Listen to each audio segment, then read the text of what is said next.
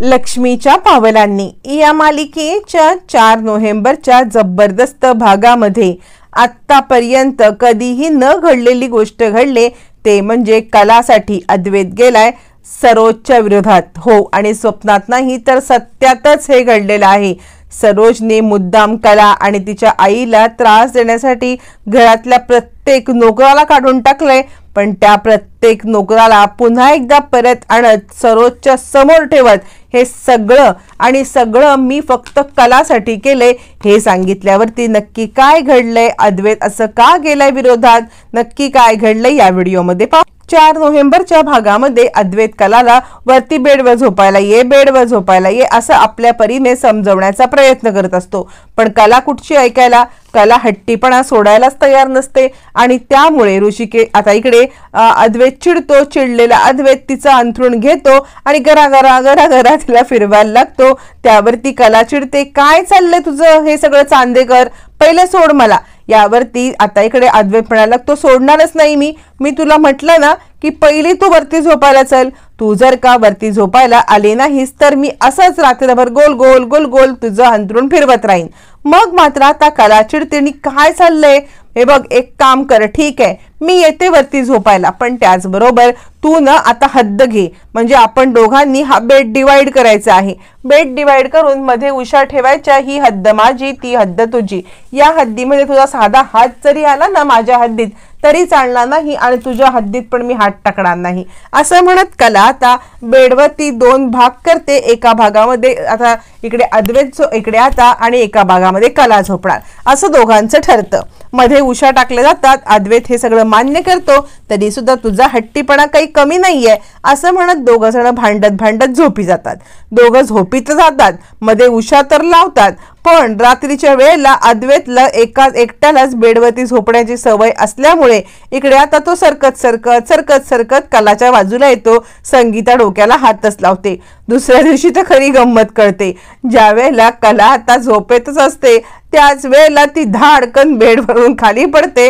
कारण अद्वैतने पाऊण बेड घेतलेला असतो आणि पाव बेडमध्ये कला आणि त्या उषा असं एवढं असल्यामुळे अद्वैत जरासा धक्का देतो.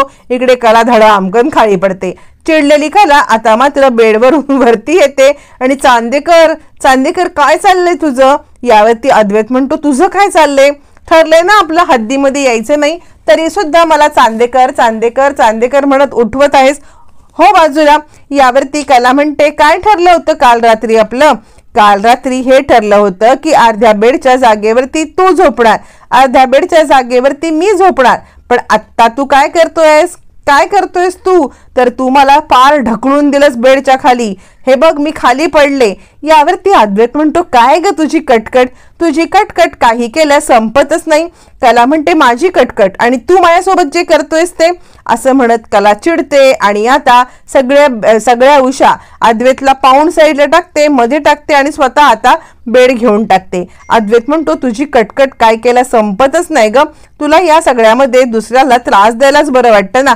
कला म्हणते, मी त्रास देते, त्रास मी नाही देत आहे, त्रास तू मला देतोयस. तुला कळतंय का तू काय करतोयस ते. असं म्हणत कला चिडते. दोघांची तू मे भांडणं. अद्वैत म्हणतो, चल तुझं सगळं सामान मी फेकून देतो आता.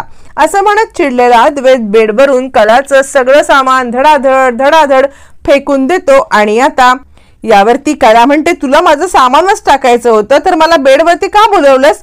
तूच बेडवरती बोलवलंस म्हणून मी आले होते ना. मग आता माझं सामान धडाधड टाकून देतोस का.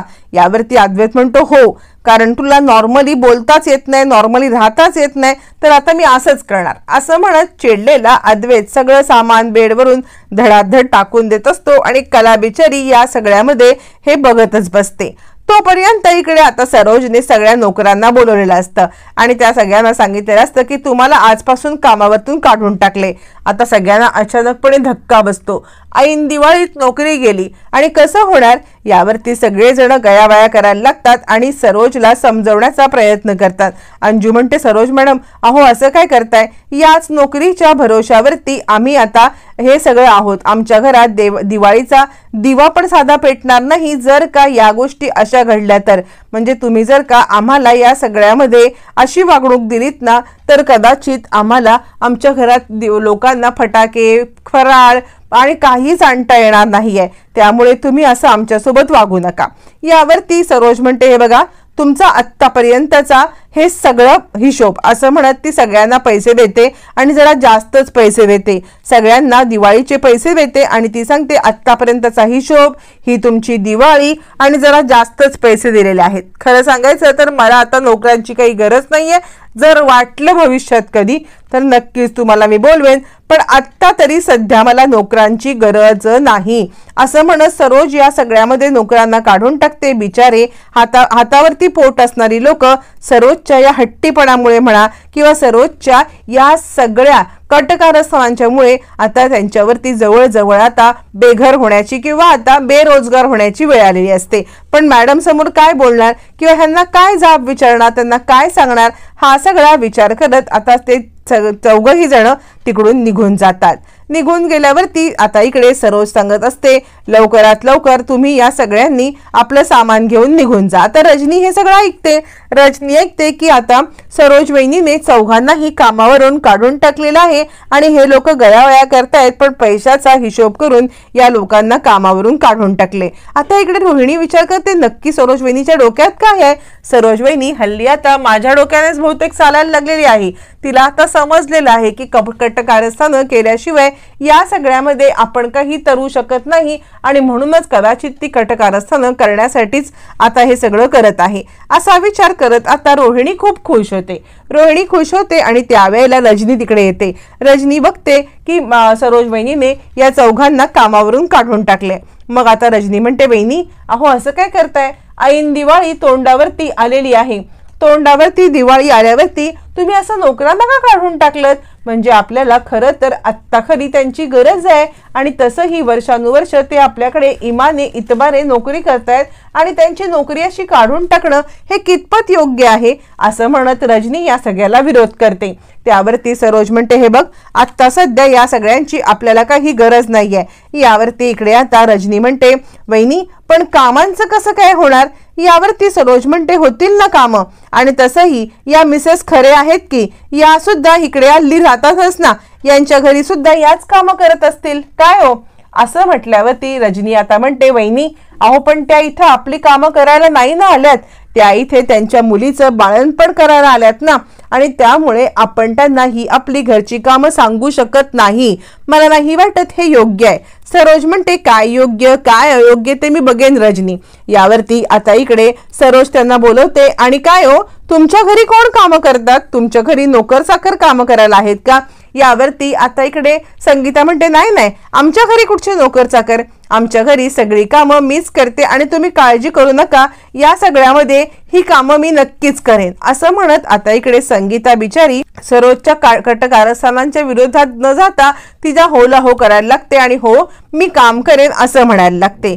त्यावरती आता इकडे रोहिणी ऐकते की चला हीच चांगली संधी आहे, या संधीचा फायदा घेऊन आता आपल्याला हा करायलाच पाहिजे, हा डाव आपल्याला खेळायलाच पाहिजे. काय करायचं म्हणून आता ती डायनिंग टेबलच्या पाशी येते. डायनिंग टेबलच्या पाशी असलेल्या छोट्या छोट्या बॉटलमधली चटणी उचलते आणि ती चटणी खाली सांडवण्याचा प्रयत्न करते. प्रयत्न कसला, खाली मुद्दामच सांडवते, जेणेकरून संगीताला काम पडावं, संगीताने ते काम घ्यावं आणि मग तिला लादी पुसायला लागावी. असं ही आता रोहिणीची नाटकं चालू असतात. तोपर्यंत रजनी इकडे सांगत असते, वहिनी मला नाही वाटत की त्यांना ही कामं सांगावी. हे बघा आपण एक काम करूया, मी ही कामं करेन. तोपर्यंत रोहिणी आता इकडे येते आणि अय्या ही सगळी चटणी सांडली, काय करायचं. अरे बापरे सगळी चटणी सांडलेली आहे. मिसेस खरे तुम्ही ही चटणी जरा पुसून घ्याल का, जरा फरशीच पुसून घ्याल ना, म्हणजे आता नोकर पण गेले आणि आम्हाला ही कामं करायची सवय नाही. रजनी म्हणते, काय करताय तुम्ही, मी करते हे साफ. त्यावरती रोहिणी म्हणते, असं काय करतेस, हे बघ एक काम कर, या घरामध्ये तू आल्यापासून नोकर चाकर आहेतच ना, त्यामुळे तू ही कामं करायची गरज नाहीये. आणि हे बघ रजनी वहिनी तू या सगळ्यामध्ये ही कामं कधी केलेस ग, म्हणजे तू या घरात यायच्या आधीपासून या घरात नोकर चाकर आहेत, त्यामुळे तू या घरात आलीस तेव्हा पण नोकर चाकर होते, तू तुझ्या आवडीनुसार कामं करायला लागलीस, तुला ही कधी कामं करायची गरज नाही पडली, कारण आमच्या घरामध्ये सुना कधी ही अशी कामं करायच्याच नाहीत ना, त्यामुळे तुला स्वयंपाक कर किंवा कुठं काय हे कर अशी कामं ही लादी पुसणं हे करणं ही कामं तुला जमणार नाहीयेत, त्यामुळे त्यांना ती कामं जमतात, त्यांच्या घरी कधीच या कामासाठी नोकर नव्हते, त्याही कामं करतील. मिसेस खरे येताय ना, लादी पुसून घेताय ना, असं म्हणत मुद्दामच या सगळ्यामध्ये ती आता मिसेस खरे म्हणजेच आता संगीताला लादी पुसण्यासाठी लावते. त्यावरती संगीता म्हणते हो हो रजनीताई तुम्ही काळजी करू नका, मला लादी पुसायला काहीच प्रॉब्लेम नाही. रजनी म्हणते पण त्यांची कंबर दुखते ना. रजनी पूर्णपणे डिफेंड करण्याचा प्रयत्न करत असते संगीताला काम न सांगण्यासाठी, पण आता सगळेजण म्हणजे सरोज आणि रोहिणी या मात्र या सगळ्याच्या विरोधात जात संगीतालाच कामं लावत असतात. मग संगीता म्हणते राहू दे मी काम करते. संगीता लादी पुसायला घेते.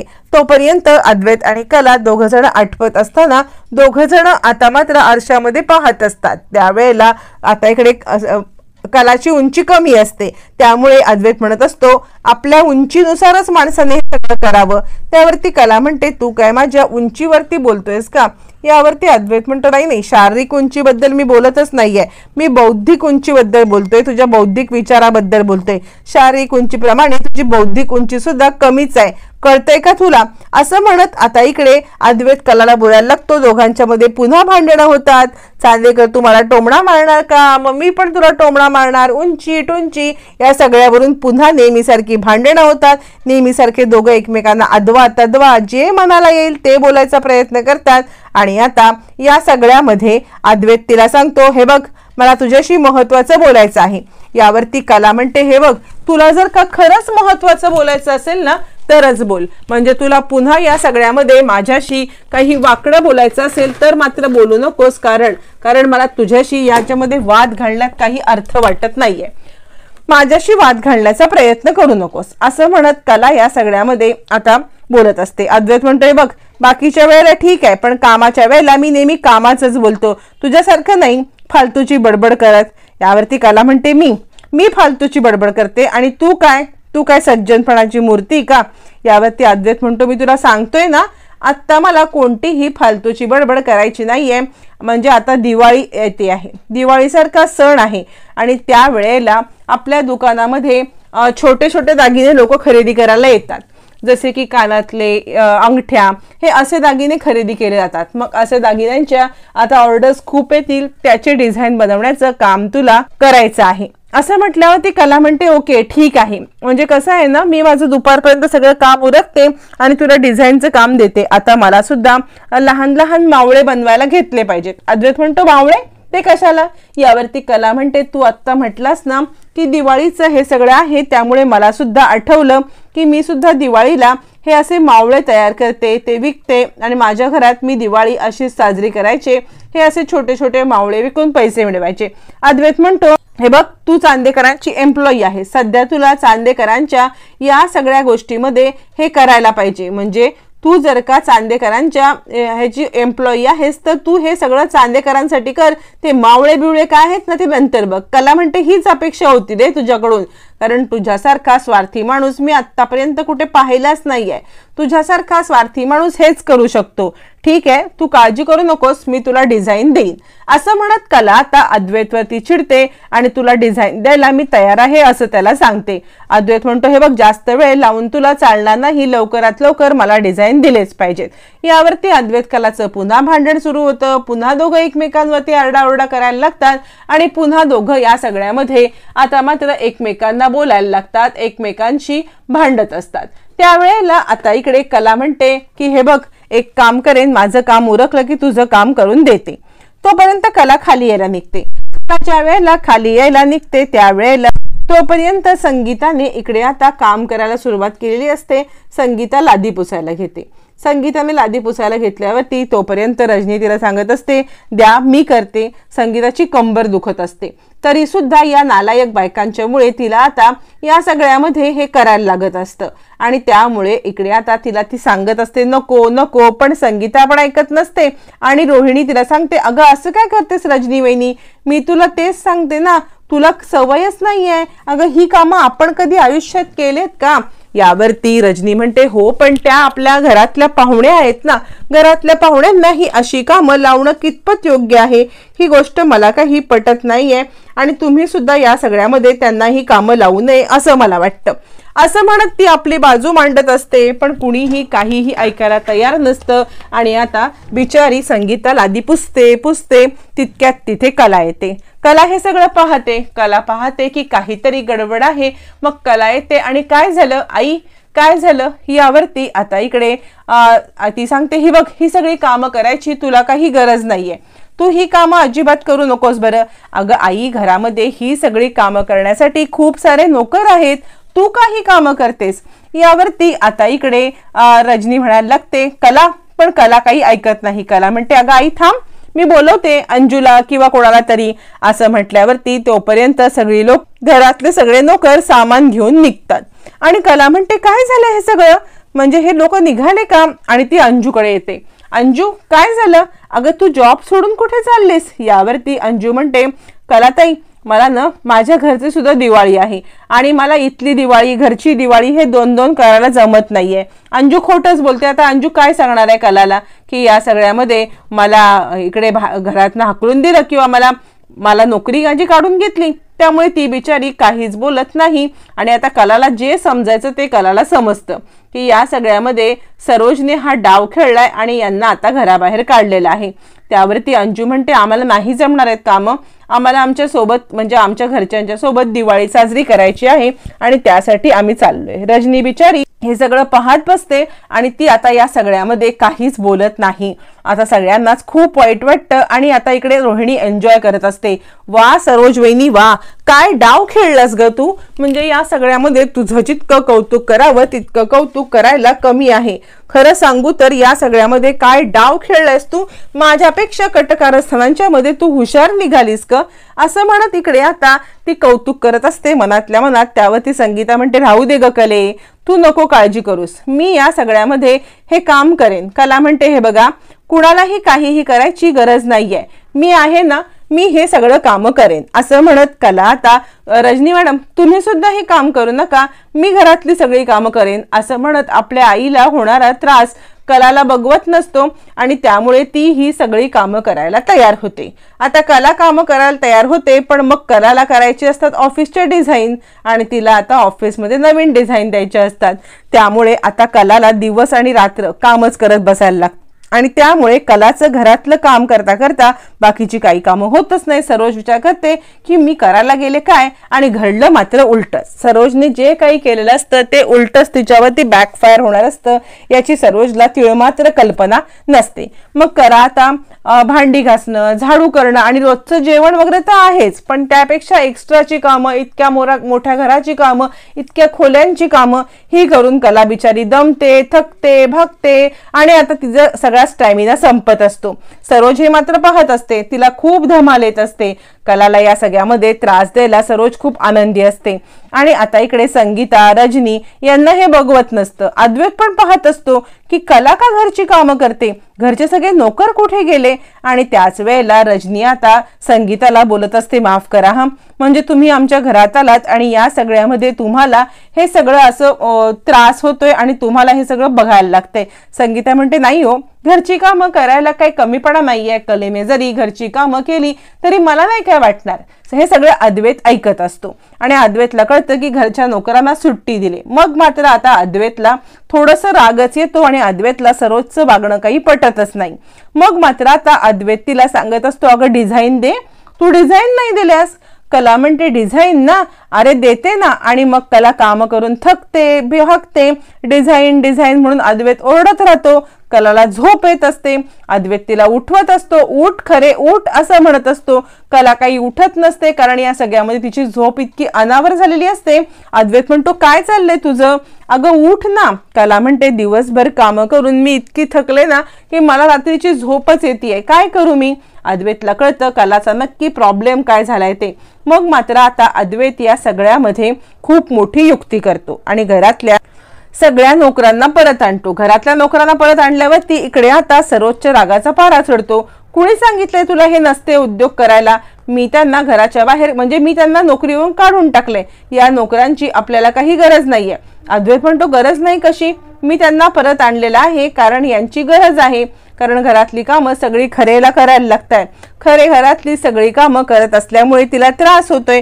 तिला त्रास होण्याचं सोड, पण तिची कामं होत नाहीयेत जी कामं आपल्याला ज्वेलरीसाठी आवश्यक आहेत, आणि ती कामं तिला करायलाच पाहिजेत. आणि त्यासाठी मी या नोकरांना घेऊन आलोय. आजपासून खरे काही कामं करणार नाही. तिला या सगळ्यामध्ये हे हेल्प करतील आणि हे सगळी कामं करतील. खरेला कुणीही काम सांगणार नाही, कारण मला डिझाईन लवकरात लवकर पाहिजे. झालं असं म्हटल्यावर ती सगळे नोकरांना सन्मानाने अद्वैत परत घेऊन आलेला असतो. कलाला या सगळ्यामध्ये कामासाठी वेळ मिळणार असतो. कला हे सगळं पाहत असते सरोजच्या नाकावरती टिचून. आता कलाने बरोबर अद्वैतला आपल्या बाजूने वळवलेलं असतं. कलाच्या चेहऱ्यावरती एक गोड स्माईल येतं आणि या सगळ्यामध्ये कला खूप खुश होते, पण सरोजचा चेहरा अगदी पाहण्यासारखा झालेला असतो.